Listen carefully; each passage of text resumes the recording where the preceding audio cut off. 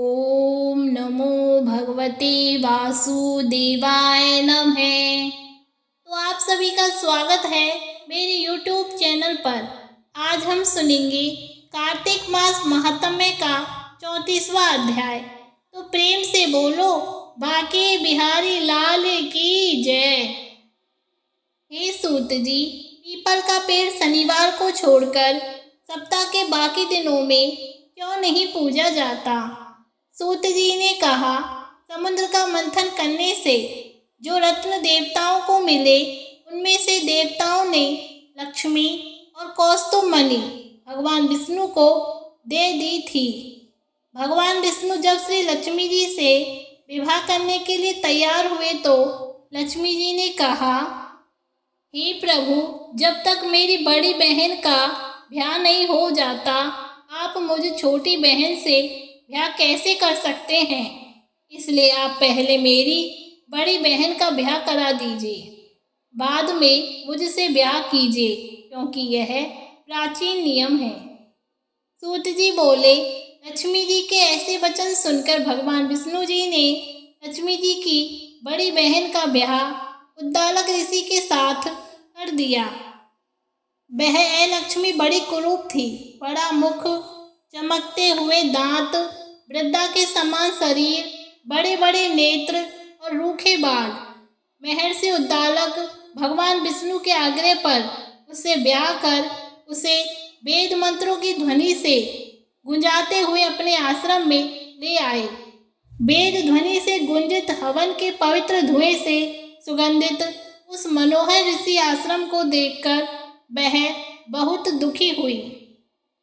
उसने महर्षि उद्दालक से कहा, इस आश्रम में वेद ध्वनि हो रही है, अतः यह स्थान मेरे रहने योग्य नहीं है, इसलिए तुम मुझे किसी दूसरी जगह ले चलो। उसके बात सुनकर महर्षि उद्दालक ने कहा, तुम यहाँ पर क्यों नहीं रह सकती और तुम्हारे रहने योग्य दूसरी जगह कौन सी है, यह मुझको बताओ। लक्ष्मी ने कहा, जहाँ पर वेद की ध्वनि होती हो, अतिथियों का सत्कार होता हो, यज्ञ आदि होते हो, उस स्थान पर मैं नहीं रह सकती। जहाँ पर पति पत्नी आपस में प्यारे हो, पितरों के निमित्त यज्ञ होते हो, देवताओं का पूजन होता हो, वहाँ पर मैं नहीं रह सकती। जहाँ पर दिन रात पति पत्नी लड़ते हो और जहाँ से अतिथि लोग सदा निराश लौटते हो, जहाँ पर पूज्य वृद्धों, सत्य पुरुषों तथा मित्रों का अनादर होता हो और जहाँ दुराचारी, चोर और स्त्रीगामी प्राणी रहते हैं, जहाँ पर गौ का वध, मदपान, ब्रह्म हत्या आदि पाप होते हैं, वहाँ पर मैं प्रसन्नता पूर्वक निवास करती हूँ। सूत जी ने कहा, इस प्रकार लक्ष्मी के वचन सुनकर उद्दालक का मन मलिन हो गया। वह इस बात को सुनकर चुप रह गई। थोड़ी देर तक चुप रहने के बाद उन्होंने कहा कि अच्छा, तुम्हारे लिए ऐसा ही स्थान खोजूंगा, अतः मैं जब तक तुम्हारे लिए ऐसा स्थान ढूंढ कर न आऊं तब तक तुम यहीं पीपल के नीचे चुपचाप बैठी रहो। सूत जी ने कहा, महर्षि उद्दालक उसे पीपल के नीचे बिठाकर उसके रहने योग्य जगह ढूंढने के लिए चले, लेकिन जब वह बहुत समय तक प्रतीक्षा करने पर भी वापस नहीं लौटे तो लक्ष्मी रोने लगी।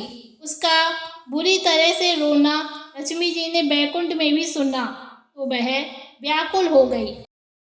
उन्होंने दुखी होकर भगवान विष्णु से कहा, हे प्रभु, मेरी बड़ी बहन लक्ष्मी पति के त्याग देने से अत्यंत दुखी हो गई है।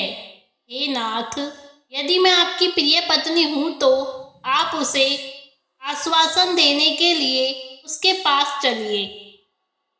पत्नी की प्रार्थना सुनकर कृपा सिंधु भगवान लक्ष्मी जी को साथ लेकर उस पीपल के पास गए, जहाँ पर वह बैठी रो रही थी।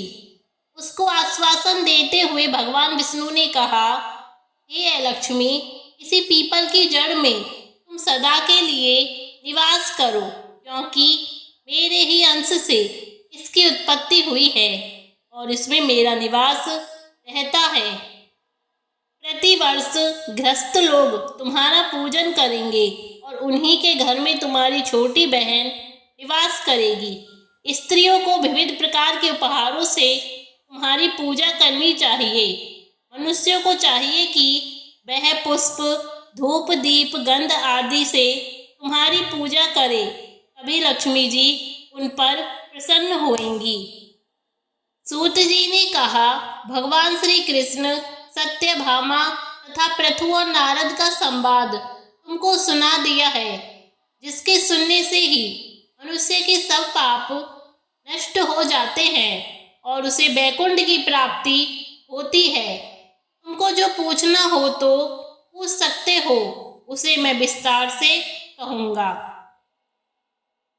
सूत जी की बात सुनकर शौनकादिक ऋषि महर्षि थोड़ी देर तक प्रसन्न चित्त से वहां बैठे रहे। बाद में वह श्री बद्रीनारायण जी के दर्शन को चल दिए। जो प्राणी इस कथा को सुनता है और दूसरे को सुनाता है, वह इस संसार में संपूर्ण सुखों को प्राप्त करता है। तो इस तरह कार्तिक मास महात्म्य का 34वां अध्याय समाप्त हुआ। श्रीमन्नारायण नारायण हरि हरि, श्रीमन्नारायण नारायण हरि हरि।